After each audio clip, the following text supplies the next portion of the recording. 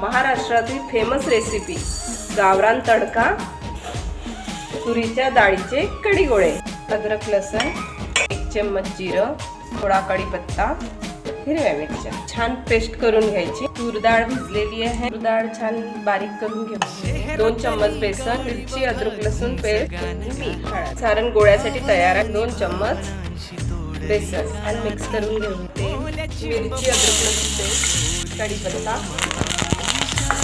1 चम्मच कस्तुरी मेथी, ताक आणि बेसन मिक्स केलेलं।